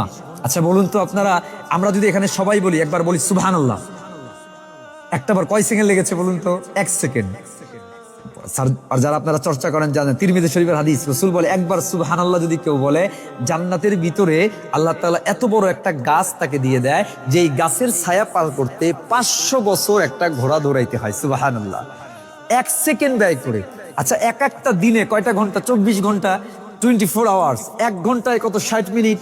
60 মিনিটকে 24 দিয়ে আপনি যদি গুণ দেই তাহলে হয় 1440 মিনিট। একটা মিনিটে 60 সেকেন্ড যদি আমি গুণ দেই হয় 86,000 সেকেন্ড। মন দিয়ে দেখবেন, 86,000 সেকেন্ড। রাসূল বললেন একবার 1 সেকেন্ড ব্যয় করে যদি তুমি সুবহানাল্লাহ বলো, তাহলে তোমার জন্য জান্নাতে এত বড় গাছ দেওয়া হয়। বলুন তো আমরা মুসলমান হিসাবে আমাদের জন্য এটা কি ব্যর্থতা নয়? যে রব আমাকে 60 বছর হায়াত দিলেন, 50, 70, 80 বছর হায়াত দিলেন, কিন্তু আমি আমার হায়াত দিয়ে আল্লাহর জান্নাত অর্জন করতে পারলাম না। এর থেকে ব্যর্থতা আর কি হতে পারে একজন মুসলমানের জন্য? নাম্বার 2, শুধু জান্নাতের জন্যই নয়, মুসলমানদের জন্য, মুমিনদের জন্য সময়ের থেকে দামি কিছু নাই। এজন্য প্রতিটা সময় কাজে লাগাবেন। ইসলাম, নামাজ হয়ে আজান হয়েছে, আগে নামাজ পড়ে নেবেন। এখানে তো চায়নায় আপনারা আজানও শুনতে পারবেন না, ঘড়ি আপনাদের কাছে আছে, নামাজ যেন ছুটে না যায়, এটা আমার আপনাদের কাছে প্রথম দাবি। কেন? যে রব আপনাকে সুস্থ রেখেছেন, যে রব আপনাকে হায়াত দিয়েছেন, যে রব আপনাকে চায়নার মতো, সেনজেনের মতো সিটিতে আপনাকে ইস্টাবলিশ করছেন, ওই রবের ডাকে সারা যদি না দেন, রব তো খুশি হবেই। চায়নায় কোনো একটা জায়গায় চাকরি করলে আপনারা অনেকেই আছেন যারা থাকেন, জব করেন, যেতে পারেন না, এমনকি ঈদেও যেতে পারেন না। কেন? ছুটি ছাটা অনেক কিছু ইস্যু থাকে। কেন? একদিন ছুটি নিলে কিংবা আপনাকে পেইড করতে হবে, পে করতে হবে। একদিনের জন্য না, 1 ঘন্টার জন্য সিস্টেম থেকে বের হলে আপনাকে পে করতে হবে, কিংবা আপনার থেকে মাইনাস হবে টাকা।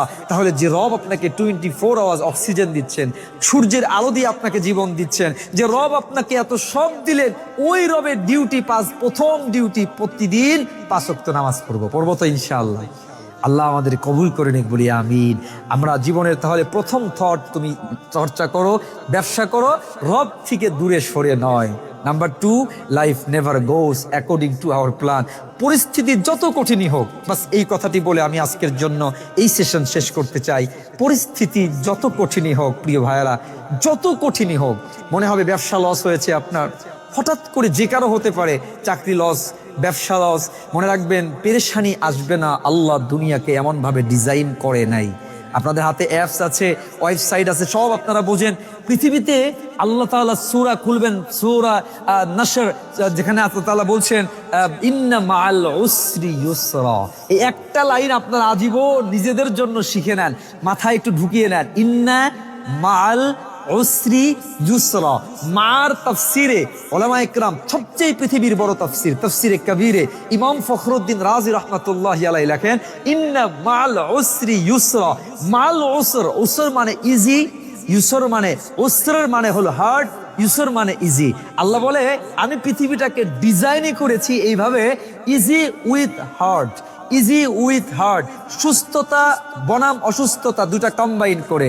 অনেক সময় টাকার প্রাচুর্য থাকবে, অনেক সময় অভাব চলে আসবে, অনেক সময় সুস্থ আবার অসুস্থ, অনেক সময় অনেক বেশি ভালো চলছে আবার খারাপ। আল্লাহ বলে এক চাটিয়া আমি দুনিয়াটাকে ডিজাইন করি নাই। আপনার মাথায় যদি এটা থাকে যে আল্লাহ তাআলা দুনিয়া এইভাবে ডিজাইনই করে নাই, আমি যদি মরেও যাই, আপনি যদি ইনকাম করতে করতে করতে পুরা চায়নার মালিক হন, রসুল বলে দিয়েছে তোমার জীবনের চাওয়া পূর্ণ হবে না। তুমি যদি গোটা পৃথিবীর মালিক হও, হাদিস তাফসিরে আবু দাউদ, আল্লাহ রসুল বলে লাউ কানা লি বানি আদম ও দিয়াম মিন যাহাবিন, ও দিয়াম মিন যাহাবিন, যদি পৃথিবীর একটা তোমাকে বিশাল বড় শেনজেন শহরটাকে স্বর্ণ দিয়া তোমাকে দিয়ে দেওয়া হয়, লাতামান্না ওয়াদিয়ান আখার, আল্লাহ তোমাকে এমন ভাবে ডিজাইন করেছে আরেকটা স্বর্ণর উপত্যকা তোমার মনে চাবে। কমপ্লিশন আল্লাহ দুনিয়াতে দেয় নাই। তা আপনার প্রথমে তাহলে মাথায় রাখতে হবে আমার চাওয়া মতো জীবন হবে না, আর এক চাটিয়া সুখ শান্তি টাকা পয়সা ভালো আসবে না।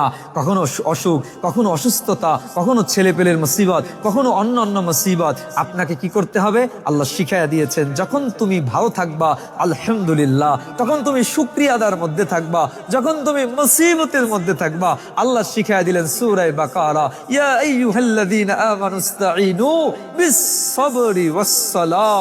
যখন তুমি মুসিবতের মধ্যে আসছো ধৈর্য ধরো, নামাজে দাঁড়ায়া যাও। তোমার জন্য সবচেয়ে বড় হাতিয়ার নামাজ, সবচেয়ে বড় হাতিয়ার দোয়া। অসুস্থতা, নামাজে দাঁড়িয়ে যাও, দোয়ায় শরীক হও। আল্লাহ বলে দোয়া করবা, নামাজ পড়বা, যত বড় মুসিবত হোক। ভাই আমার আপনার মুসিবত তো হযরত ইউনূস আলাইহিস সালামের থেকে বড় হবে না। ইউনূস আলাইহিস সালামকে আল্লাহ সাগরের ভিতরে ফেললেন, একটা মাছ এসে গিলে ফেললো।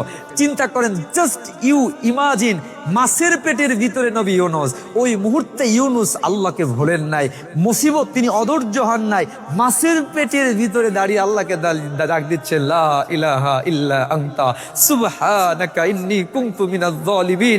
মাছের পেটে ডাক দিচ্ছেন, আল্লাহও ডাকে ছাড়া দিয়ে বললেন ফাকাশাফনা, ও ইউনূস তোকে আমি বিপদ থেকে মুক্ত করলাম। বর্ণনা মতে 40 দিন পরে ইউনূসকে সুস্থভাবে আল্লাহ মাছের পেট থেকে বাঁচাইয়া দিয়েছেন। আমার আপনার বিপদ তো ইউনূসের থেকে বড় হবে না। হযরত আইয়ুব আলাইহিস সালামের সম্পদ crore crore million trillion dollar, আল্লাহ একসাথে সব নিয়ে গেছে, সব ধ্বংস করেছে। এমন অবস্থা, গা দিয়ে দুর্গন্ধ বের হচ্ছে। আল্লাহ তাআলা আয়াত নাজিল করে দিলেন ওয়ারকুদ বিরিজলি, একটাবার। কোনো কোনো বর্ণনায় আসছে মুখের ভিতরে পোকা পর্যন্ত শরীরের ভিতরে ধরছে। তো আইয়ুব আলাইহিস সালাম আল্লাহকে ডাক দিয়ে বললেন, কোরআন বর্ণনা করছে, হে আল্লাহ আমি বড় আইন্নী মাসসানিয়াজ যুর ওয়া আনতা আরহামুর রাহিমিন। ডাকের ধরন দেখেন, আইয়ুব আলাইহিস সালাম তখন আল্লাহকে ডাক দিয়ে বলে, আল্লাহ আন্নী মাসসানিয়াজ যুর, আমি বড্ড সমস্যায় আছি, আমি কাউকে বলতে চাই না। ওয়া আনতা আরহামুর রাহিমিন, আপনি দয়াময়, আপনি ঠিক করে দেন। আল্লাহর সাথে সাথে বলে, হ্যাঁ আইয়ুব যা, ওয়ারকুদ বিরিজলিক, পা দিয়ে আঘাত করো। মাটিতে পা দিয়ে আঘাত করলেন, পানি বের হলো, পানিটা পান করলেন, গোসল করলেন। বর্ণনায় আসছে আল্লাহ সব অসুস্থ দূর করে আগের থেকে 1000 গুণ সম্পদশালী আল্লাহ আইয়ুবকে বানায় দিলেন। আমি আপনাদেরকে বলবো, life never goes according to our plan. So আমার আপনার কঠিন আসবে, আল্লাহর উপর ভরসা করে আল্লাহর সাথে দোয়া এবং কানেক্টেড থাকতে হবে। আল্লাহ যেন আমাদেরকে সেই ধৈর্য, আল্লাহ নিজে বলে দিলেন ওয়ামান ইয়াতাওয়াক্কাল আলাল্লাহ ফাহুয়া হাসবু, আমার উপর যদি ভরসা করতে পারো, পুরুষ হোক মহিলা হোক নারী হোক যেই হোক, আল্লাহ তাআলা বলছেন আমি আল্লাহর জন্য সবার কাছে সমান। চাওয়া দরকার আল্লাহর কাছে চান, নামাজের ভিতরে চান, আল্লাহ তাআলা যেন সে তৌফিক আমাদেরকে দান করেন বলি আমিন। আমি আর বাড়াচ্ছি না, আমরা নামাজের সময়ও মনে হয় হয়ে গেছে। এরপরে আমরা সেশনে যাব, একটু হয়তো প্রশ্ন উত্তর। এখন এই মুহূর্তের জন্য আপাতত শেষ করছি আমাদের আজকের প্রোগ্রামে, বিশেষ করে নাইমুল হাসান ভাই। আমি চাই না এই প্রোগ্রামের যিনি আয়োজন প্লাস আপনাদের সবার প্রতি কৃতজ্ঞতা ভালোবাসা ইনশাল্লাহ থাকবে। বাংলাদেশে আসলে সবারকেই দাওয়াত ইনশাল্লাহ, আমার প্রতিষ্ঠানে, আমার ব্যবসায়িক প্রতিষ্ঠান, আমার মাদ্রাসা, স্কুল, সব জায়গায় দাওয়াত থাকবে আপনাদেরকে। ইনশাল্লাহ যোগাযোগ হবে যে কোনো টাইমে, এনি কাইন্ড অফ কোশ্চেন ইনশাল্লাহ। যদিও ব্যস্ততার লেভেলটা অনেক হাই, অনেক বেশি, এনি টাইম আপনাদের সাথে একটা অন্তরের কানেকশন আল্লাহ তাআলা এখানে বসে প্রোগ্রামে বসার তৌফিক দিয়েছেন। আল্লাহ যেন আমাদের একসাথে জান্নার জন্য কবুল করে নেন, বলি আমিন। আমার বোনেরা যারা আছেন তাদেরও কোনো প্রশ্ন থাকলে আমরা হয়তো নামাজের পর বা একটু পরে কিংবা একটু পরেই আমরা ইনশাল্লাহ অল্প কিছু সময় ওপেন, যে কোনো যার যেই সমস্যাটা ফেস করছেন এই জাতীয় কোনো প্রশ্ন উত্তর পর্ব আমরা রাখবো। আল্লাহ আমাদের সকলকে কবুল করুক। আসসালামু আলাইকুম ওয়া রাহমাতুল্লাহি ওয়া বারাকাতুহু।